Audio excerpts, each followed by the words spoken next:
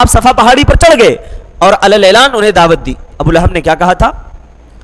تبا لک یا محمد، اے محمد تو تباہ و برباد ہو جا، اے محمد تو تباہ و برباد ہو جا. کیا اسی لیے تو نے ہم سب کو یہاں جمع فرمایا ہے؟ کیا تو نے اسی لیے ہم سب کو یہاں جمع کیا ہے؟ میرے بھائیو، نبی کا اخلاق تو دیکھو. ایک طرف ابو لہب کہہ رہا ہے کہ محمد تم تباہ و برباد ہو جاؤ، کیا تم نے اسی لیے ہم کو بلایا تھا اسی بات کو سنانے کے لیے؟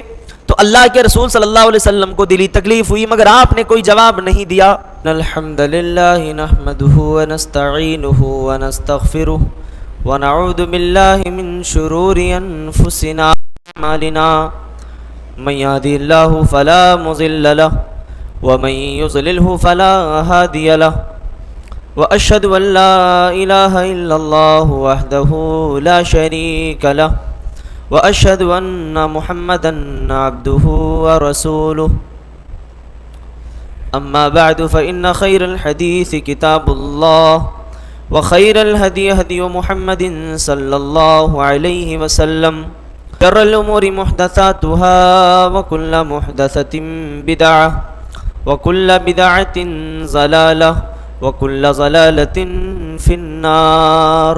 قابل قدر معزز حاضرین، نوجوان ساتھیوں اور پیارے بچوں، اللہ رب العالمین کے شکر و احسان سے بصحت و سلامتی ہم نے نصف رمضان مکمل کر لیا ہے الحمدللہ.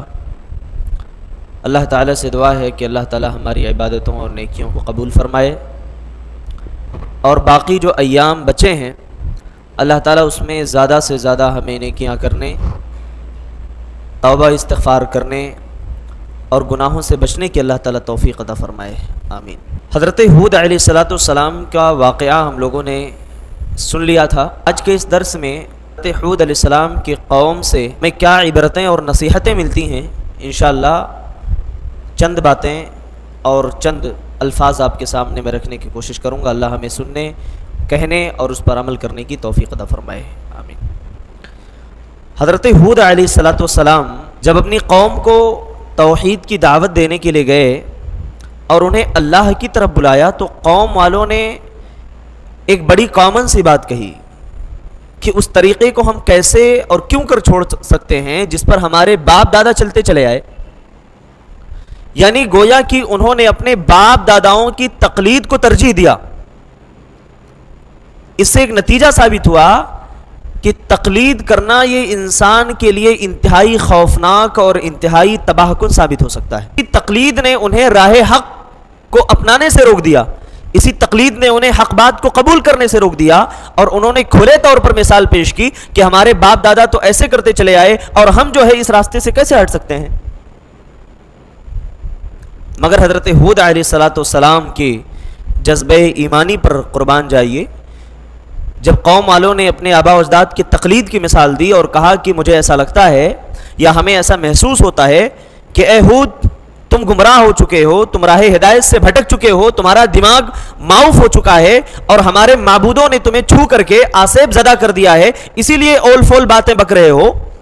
تو حضرت ہود علیہ السلام نے اپنی قوم کو جواب دیا کہ معاملہ ایسا نہیں ہے. انی بریء مما تشرکون، جس کو تم اللہ تعالیٰ کے ساتھ شریک ٹھہراتے ہو میں اس سے بری ہوں. یعنی بغیر کسی خوف کے، بغیر کسی ڈر کے جرأت ایمانی کا مظاہرہ کیا، اپنے ایمان کی جرأت کا مظاہرہ کیا کہ جن معبودوں کے سامنے تم جھکتے ہو میں اس سے برات کا اعلان کرتا ہوں، میں اللہ کی توحید پر ہوں، اور یہ سب کے سب بے بس ہیں جن کے سامنے تم اپنی پیشانیوں کو جھکا کر کے ذلیل کر رہے ہو.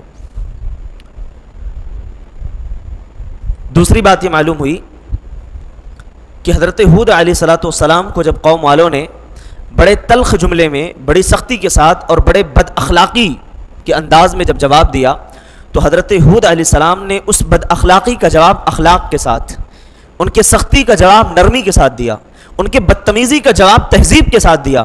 یہ ہمارے داعیوں کے لیے جو دعات ہیں، دعوت و تبلیغ کا کام کر رہے ہیں، یا امت مسلمہ کے لیے ایک بہت بڑے پیغام اور بہت بڑے نصیحت کی چیز ہے یہ، کہ جب بھی ہم کسی کو اللہ کی طرف بلائیں گے تو ہو سکتا ہے کہ وہ ہمیں گالی دے، ہو سکتا ہے کہ وہ ہمیں برا بھلا کہے، مگر ہمارے نبی صلی اللہ علیہ وسلم کی زندگی سے بھی سبق ملتا ہے کہ نبی نے ہمیشہ نرمی کا مظاہرہ فرمایا ہے. اللہ کے رسول صلی اللہ علیہ وسلم جب صفا پہاڑی پر چڑھے اور علی الاعلان دعوت حق کا جو ہے اظہار کیا اور لوگوں کو اللہ کی طرف بلایا تو ابو لہب نے سب سے پہلے مخالفت کی تھی۔ عرب کا یہ دستور تھا کہ جب وہ کسی خوفناک چیز سے لوگوں کو آگاہ کرتے تھے تو کسی اونچی جگہ پر چڑھ جاتے تھے اور اونچی جگہ پر چڑھ کر کے ان کو علی الاعلان یہ کہتے تھے کہ یہ تمہارے ساتھ حادثہ پیش آنے والا ہے۔ اللہ کے نبی نے پہلے چپکے چپکے لوگوں کو دعوت دی، خفیہ طور پر بلایا، جب قوم کے لوگ نہیں مانے، چند گنے چنے لوگ مانے اور وہ وقت آ گیا تھا کہ اب علی الاعلان لوگوں کو اللہ کی طرف بلایا جائے، تو آپ حیرت کریں گے کہ ابو لہب جو ہے یہ نبی کریم صلی اللہ علیہ وسلم کا انتہائی قریبی، نبی صلی اللہ علیہ وسلم کا انتہائی قریبی جس کے ساتھ خونی رشتہ ہے، وہ آپ کا انکار کر رہا ہے، وہ آپ کی دعوت پر اگلی اٹھا رہا ہے۔ بتائیے کیا اس سے بڑی تکلیف دہ بات کوئی ہو سکتی ہے؟ اور آپ کی نرمی کا جواب کتنے سخت الفاظ میں دے رہا ہے۔ اللہ کے رسول صلی اللہ علیہ وسلم نے تو یہ بات برداشت کر لی، مگر اللہ نے آسمان سے وحی نازل فرمائی کہ اے نبی تبت یدا ابی لہب وتب ما اغنى عنہ مالہ وما کسب، ایک مکمل سورہ کریمہ نازل فرما دی کہ ابو لہب کے دونوں ہاتھ تباہ و برباد ہو جائیں، ابو لہب کے دونوں ہاتھ جو ہے ہلاک و برباد ہو جائیں، یہ ہلاک و برباد ہو جائے۔ اور ایسی موت ہوئی اس کی کہ جب یہ مرا دنیا سے گیا تو اس کی لاش بدبو کر رہی تھی، لوگ اس کے قریب آنے کے لیے تیار نہیں تھے، اس کے بچے، اس کے بیٹے قوم و سماج کے تانوں سے بچنے کے لیے ایک بڑی لکڑی اٹھائی اور اس لکڑی کے ذریعے سے گڑھے میں ڈھکیل دیا، اس کے بعد پتھر مٹی اور کوڑا کرکٹ ڈال کر کے اس کو ڈھانپ دیا۔ آپ خود تصور کریے کہ نبی کریم صلی اللہ علیہ وسلم نے اس کے اس تلخی کا جواب آپ نے نہیں دیا، خاموشی اختیار فرمائی۔ اس سے ہمیں نصیحت ملتی ہے کہ جب ہم دعوت و تبلیغ کے میدان میں نکل رہے ہوں تو لوگوں کے سختی کا یا ہر ان کے بد اخلاقی کا جواب دینا ہمارے لیے ضروری نہیں ہے، صبر سے بھی کام لینے کی ضرورت ہے۔ اور ایک نقطہ یہ بھی ملا کہ جب ہم صبر کریں گے تو اللہ کی مدد بھی آئے گی، اللہ ایسے ظالموں کو پکڑے گا بھی اور اللہ تعالیٰ ایسے ظالموں کی گرفت بھی فرماتا ہے۔ تیسری بات یہ معلوم ہوئی کہ کبھی بھی میانہ روی اختیار کرنا بہت ضروری ہے۔ قوم عاد جو تھی، حضرت ہود علیہ السلام کی جو قوم تھی، اس کے اندر میانہ روی نہیں تھی، راہ اعتدال پر نہیں تھی یہ قوم۔ اللہ تعالیٰ نے جب طاقت و قوت دی تو ان لوگوں نے کیا کیا؟ اتبنون بکل ریع آیۃ تعبثون، کہا کہ کیا تم یہ بڑے بڑے محلات کھڑے کر رہے ہو، بڑی بڑی عمارتیں بنا رہے ہو؟ اچھا کس لیے بنا رہے ہو؟ وتتخذون مصانع لعلکم تخلدون، اس لیے تم بڑی بڑی عمارتیں، بڑی بڑی بلڈنگیں تعمیر کر رہے ہو تاکہ تم اس میں ہمیشہ رہو، کھیل کے لیے، تماشے کے لیے، زندگی کے آرام اور آسائش کے لیے، کیا اسی لیے تم نے بنایا ہے؟ اس سے ایک نقطہ ملا کہ اللہ تعالیٰ جب طاقت دے، دولت دے تو ہمیں بیجا اس طاقت اور دولت کا اظہار نہیں کرنا چاہیے۔ جیسے دور حاضر کے بہت سارے حکومتیں ہیں، بہت سارے عمرا ہیں، بڑی بڑی بلڈنگیں بنا رہے ہیں، کس لیے؟ رہنے کے لیے نہیں، آرام اور آسائش کے لیے نہیں، بلکہ لوگوں کے تفریح کے لیے۔ اللہ تعالیٰ نے ایسی چیزوں کو بنانے سے منع فرمایا ہے اور اس کو فضول خرچی کہا ہے۔ ان المبذرین کانوا اخوان الشیاطین، یہ تبذیر کرنے والے، فضول خرچی کرنے والے، یہ سب کے سب شیطان کے بھائی ہیں۔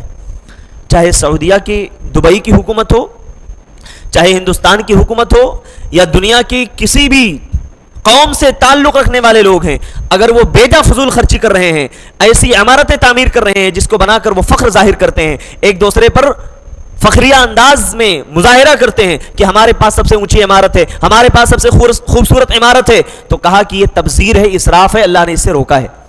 اور قوم ہود کی یہی سب سے بڑی غلطی تھی، راہ حق سے اپنے آپ کو ان لوگوں نے روک لیا اور صرف دنیا کی عیش پرستی میں پڑ گئے، بلڈنگیں بنانا، ایک دوسرے پر فخر جتانا، یہی صرف ان کے دنیا کا کام رہ گیا تھا۔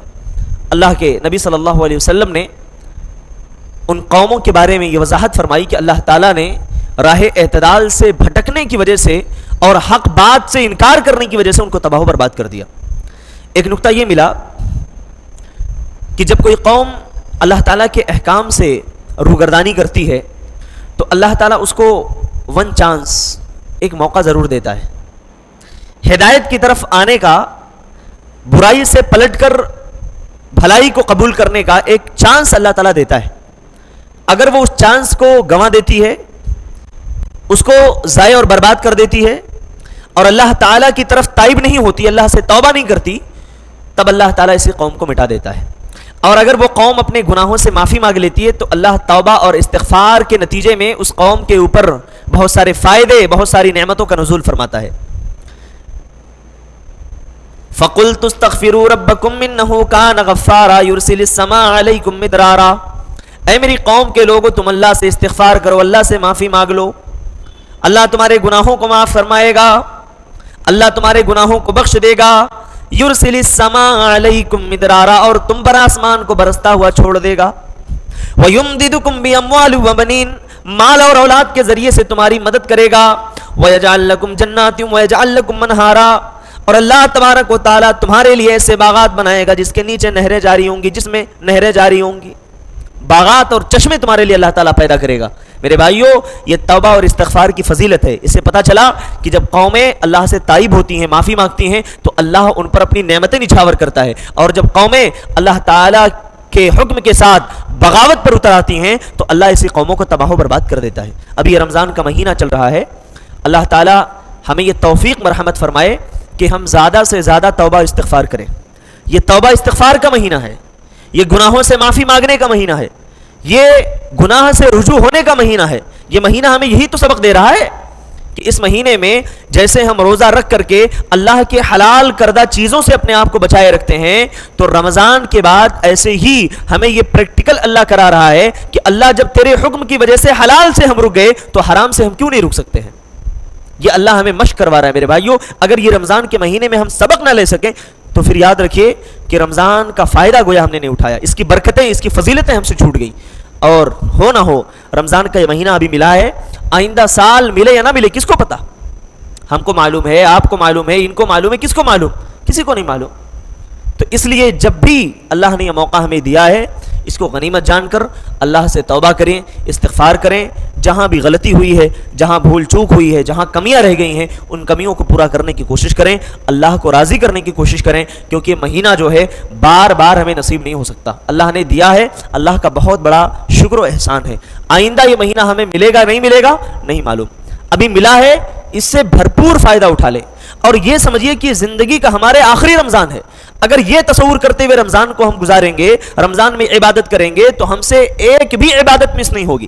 اور اگر یہ ہم نے سوچ لیا ابھی تو جوانی ہے، ابھی تو وقت بہت باقی ہے، بعد میں بھی دیکھا جائے گا، تو یہ یاد رکھیے شیطان کی یہی سب سے بڑی چال بازی ہے جس کے ذریعے ہمیں وہ گمراہ کرتا ہے۔ تو یاد رکھیں، اللہ سے توبہ کریں، گناہوں سے معافی مانگیں، اور گزری ہوئی قوموں کے واقعات کو سن کر کے ان سے نصیحت اور عبرت حاصل کریں۔ اللہ تعالی ہم تمام لوگوں کے گناہوں کو معاف فرمائے، اللہ ہمیں گمراہی سے بچائے، اللہ تعالی ہمیں حیات ہدایت پر قائم رکھے۔ آمین تقبل یا رب العالمین، وآخر دعوانا ان الحمد للہ رب العالمین، والسلام علیکم ورحمۃ اللہ وبرکاتہ۔